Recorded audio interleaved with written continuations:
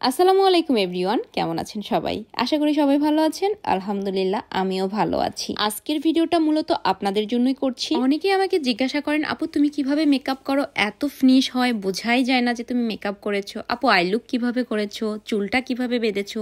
আজকের সম্পূর্ণ ভিডিওতে আমি স্টেপ বাই স্টেপ দেখাবো কিভাবে মেকআপ করলে মেকআপ কালো হয়ে যাবে না, মেকআপ ফেটে যাবে না বা ভেসে উঠবে না। যারা নতুন মেকআপ শিখছো তাদের জন্য অনেক হেল্প হবে এই ভিডিওটি। আশা করছি সম্পূর্ণ ভিডিওটি দেখবেন। তাহলে চলেন গাইস, ভিডিওটি শুরু করা যাক। ওয়েট, তার আগে আমার ইউটিউব চ্যানেলটি অবশ্যই সাবস্ক্রাইব করে দিবেন গাইস।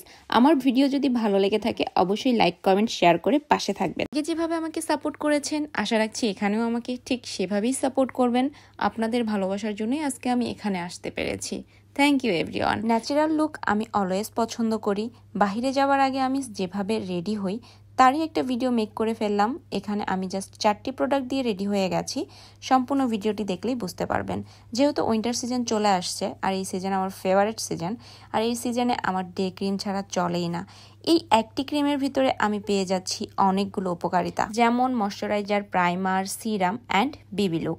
একটি মেকআপ লুক তৈরি করতে যা যা লাগে এই একটি ক্রিমের ভিতরে সব পেয়ে যাচ্ছে। অ্যান্ড এই ক্রিমটা দেওয়ার পরে আমার স্কিন এত বেশি সফট হয়ে যায়, আমার নিজের গাল নিজেই বারবার টানতে ইচ্ছে করে।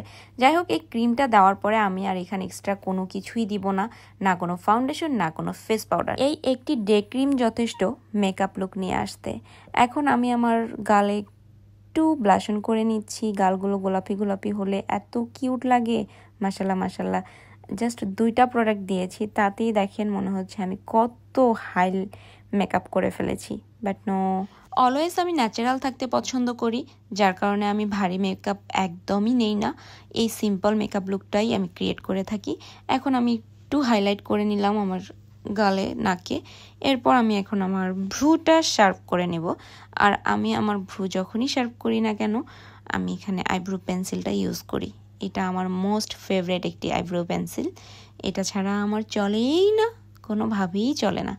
এটা দিলে একদম ন্যাচারাল লাগে আইব্রো, মনেই হয় না যে ফেক বা আর্ট করা, একদমই মনে হয় না। সি, ভ্রু আর্ট করা শেষ। এখন আমি মাস্কারা ইউজ করব। আর এই মাস্কারা হচ্ছে আমার মোস্ট অফ ফেভারিট মাস্কারা। এই মাস্কারা ছাড়া আমার আইল্যাশ কোনোভাবে খাড়াই হয় না। সরি গাইস, এখানে কেউ খারাপ মাইন্ডে নেবেন না। আসলে আমি বোঝাতে চাচ্ছি আইল্যাশগুলো কোনোভাবে ভলিউম হয় না। এই মাস্কারাটা এতটাই ভালো ভলিউম করে যে ফেক আইল্যাশ লাগানোর কোনো প্রয়োজনই হয় না। এখন মেকআপের একদম লাস্ট পার্টে চলে আসছি। আর এই লাস্ট পার্টটা কিন্তু অনেক বেশি ইন্টারেস্টিং। যখন আমি জব করতাম এই কাজটা প্রায় টাইম করতাম। লিপস্টিকের 2-3টা কালার মিলায়ে একটি লিপস্টিক কালার তৈরি করে ফেলতাম। যে কোনো কাস্টমার আসলে আমাকে বলতো, আপু আপনার ঠোঁটে যে কালারটা আছে সেটা দেন। তখন আমি তাদেরকে 2-3টা লিপস্টিক কালার ধরিয়ে দিয়ে বলতাম, এভাবে এভাবে এভাবে দিবেন, তাহলে এই কালারটা চলে আসবে। অ্যান্ড আমার একসাথে একের ভিতরে 3টা প্রোডাক্ট সেল হয়ে যেত। অ্যান্ড আমার সেল টার্গেটও থাকতো সবসময় বেশি, আলহামদুলিল্লাহ। তো এখানে আমি 2টা কালার মিলায় একটা নোট কালার নিয়ে আসছি। অ্যান্ড লিপস্টিক দেওয়া শেষ করে দেখি লিপস্টিক আমার দাঁতেও ভরে গেছে। অ্যান্ড এটা নিয়ে আমরা সবাই অনেক মজা নিচ্ছিলাম, ভালোই লাগছিল। অবশ্য দাঁতে ভরার পরে মনে হচ্ছিল এখানে আমার দাঁত নেই, পোকা খেয়ে ফেলছে এমন কিছু একটা। যাই হোক গাইস, আমার রেডি হওয়া একদম শেষ। আপনারা কমেন্টে জানাবেন আমাকে কেমন লাগছে। যদিও আমি জানি আমাকে অনেক বেশি সুন্দর লাগছে, আর এই বেশি সুন্দর লাগার কারণ হচ্ছে আমার এই বাসন্তী কালারের ড্রেস। ইদানিং বাসন্তী কালারের উপরে আমি একদম ফিদা হয়ে গেছি, আমি প্রেমে পড়ে গেছি। আর এই কালারটা এত বেশি শ্যুট করছে আমাকে ইদানিং, I love it. Thank you শামসাশপা পেজের ফারজানা আপুকে এত সুন্দর একটা ড্রেস আমাকে গিফট করার জন্য। থ্যাংক ইউ সো মাচ আপু। যে কোনো স্কিন কেয়ার প্রোডাক্ট নিতে অ্যান্ড সুন্দর সুন্দর ড্রেস রিজনেবল প্রাইজে পেতে অবশ্যই শামসাশপা পেজে নক দেবেন। রেডি হয়ে আমি বাইরে বের হয়েছি। মিরপুর 11তে গিয়েছিলাম রাব্বানি হোটেলের সামনে চা খেতে, যেহেতু আমি চা অনেক বেশি পছন্দ করি। চা খেতে খেতে হুট করেই বৃষ্টি শুরু হয়ে যায়, শীতকালের প্রথম বৃষ্টি। মনে হচ্ছিল যেন আকাশ থেকে নেমে এসেছে আমাকে ছোঁয়ার জন্য। যাই হোক গাইস, এই ছিল আজকের মতো ছোট্ট একটি ব্লগ।